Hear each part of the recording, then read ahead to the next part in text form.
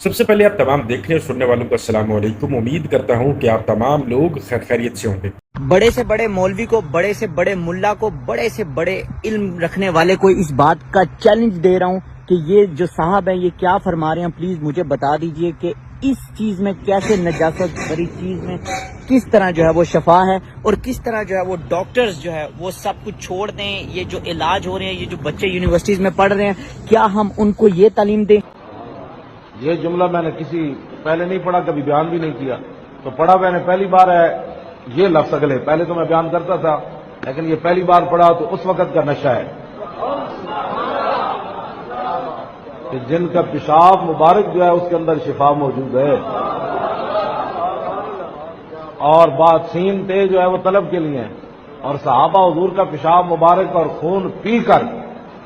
شفا حاصل کرتے تھے۔ سن لیا بھائی، پہلے میں آپ کو جواب دے دوں، یہ جو بوڑھے میاں ہے نا،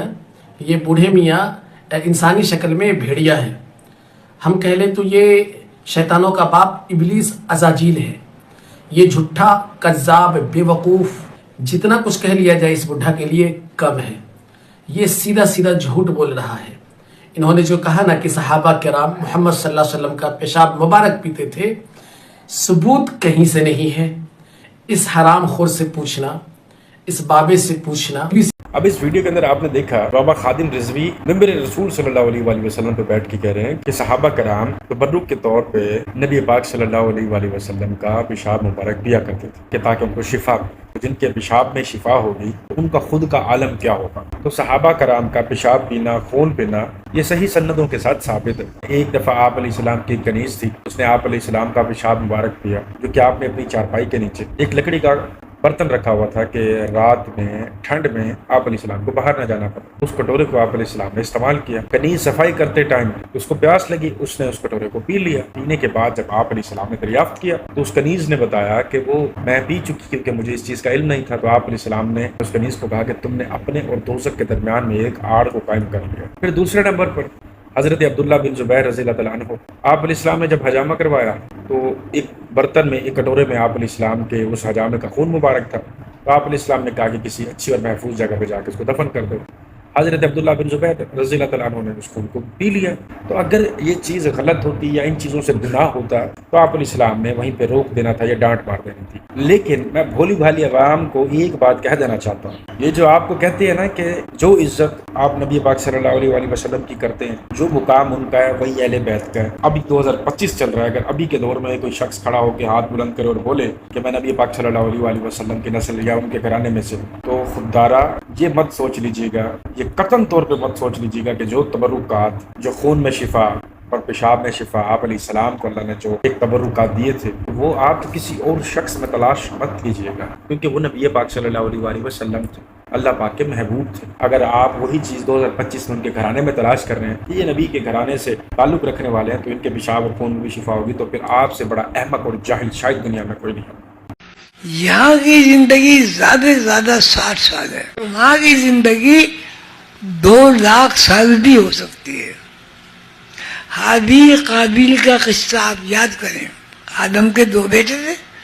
ایک بھائی نے دوسرے بھائی کو قتل کر دیا تھا، ایک بھائی جنت میں ہے،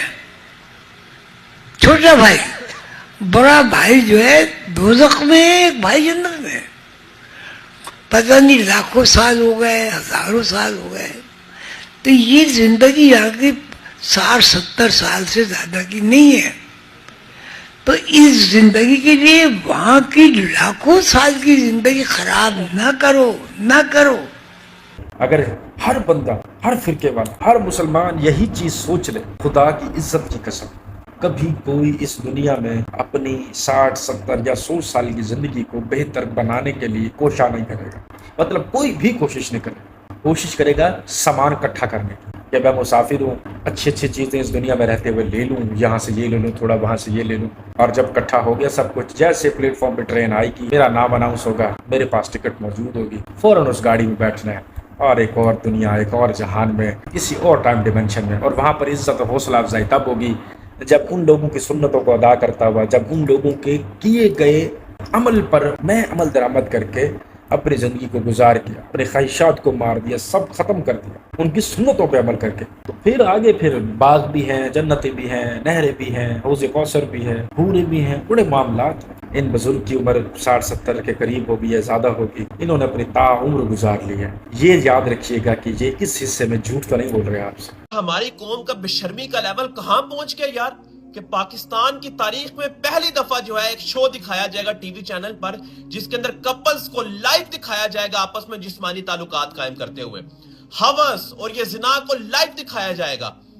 اور یارو ہمارے ملک میں بے شرمی کا لیول ہی ختم ہو گیا۔ یہ پیمرا سور ہے کیا؟ ایک طرف ایچ پی وی ویکسینز آپ لگواتے ہو کہ بھائی جو ہے وائرس نہ پھیلے، اور دوسری طرف آپ جو ہے لوگوں کو، نوجوان نسل کو اس پہ مائل کر رہے ہو کہ آپ بھی جو اس طرح جسمانی تعلقات قائم کرو اور لائیو اپنی ویڈیو ریکارڈنگز بنا کر اس کو ٹی وی چینلز پر چلاؤ۔ میں یہ بتانا چاہتا ہوں کہ ہم نے ہمیشہ حق کے لیے آواز اٹھائی ہے۔ اس طرح کے شو کی پاکستان میں اجازت نہیں ہے۔ اس طرح کے شو کرنے ہیں نا، جا کے امریکہ کرو۔ تم لوگوں نے جو ہے وہ لو آئی لینڈ کی کاپی کی ہے، ہمیں بچہ سمجھا ہوا ہے۔ ہم عوام کو شعور آ چکا ہے، اور اس طرح کے شو کو پاکستان میں اگر چلنے دیا گیا نا تو تباہی مچے گی۔ اس شو کو فوراً بند کیا جائے، اور آپ پاکستانی عوام کو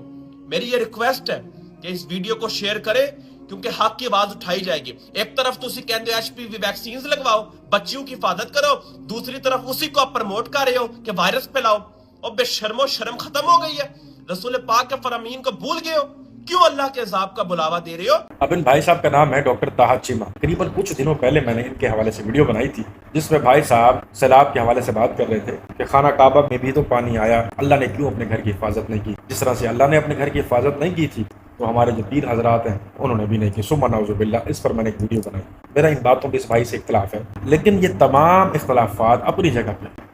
ابھی جو ڈاکٹر طاہا چیمہ صاحب نے یہ جو فحاشی ویڈیوز پاکستان کے اندر ایک شو چلنے والا ہے اس کے حوالے سے جو بات کی ہے سر، اس پر آپ کو سلوٹ ہے۔ اور جتنے ہمارے بڑے اس ویڈیوز کو دیکھ رہے ہیں سر، آپ سے مہربانی ہے، آپ لوگ جب بائیک آؤٹ کریں گے نا، جب ایک اچھی خاصی اسٹرینتھ کسی ایک پلیٹ فارم کے حوالے سے یا کسی بھی ایک شو کے حوالے سے متحد ہو جائے گی کہ یہ چیز غلط ہے، ہمارے ملک میں، اسلامک ملک میں یہ چیز نہیں ہونی چاہیے، تو سر میں حقیقتاً بتاتا ہوں یہ ایک آواز نہیں، پھر اس کے پیچھے کروڑوں آوازیں ہوں گی، اور واقعی ہی یہ شو ہمارے پاکستان میں بند ہو جائے گا۔ تو یہ ایک بہت اچھا میسج ہے فرقہ واریت سے ہٹ کے، چاہے کوئی دیوبندی دیکھ رہا ہے، کوئی اہل حدیث دیکھ رہا ہے، کوئی بریلوی بھائی دیکھ رہا ہے، جو مرضی دیکھ رہا ہے، ابھی یکجا ہو کے ہمیں چاہیے کہ ہم ان تمام چیزوں کا بائیکاٹ کریں تاکہ ہماری آنے والی بہنیں، ہماری آنے والی نسلیں، ہماری بیٹیاں سکون سے اچھی زندگی گزار سکیں، ان کی ہم اچھی پرورش کر سکیں۔ تو خیر یہ میرا اوپینین تھا، آپ کی کیا خوبصورت رائے ہے وہ کمنٹ باکس میں اپنی خوبصورت ترین رائے کا اظہار ضرور کیجیے گا۔ اور ویڈیو کے لاسٹ میں کافی بھائیوں نے مجھے کمنٹس بھی کیے تھے، واٹس ایپ پہ میسیجز بھی آئے تھے کہ آپ کوئی سپر چیٹ والا آپشن کھول لیں جس سے ہم آپ کو گفٹ سینڈ کریں گے، کوئی سپر میسیج سینڈ کریں گے،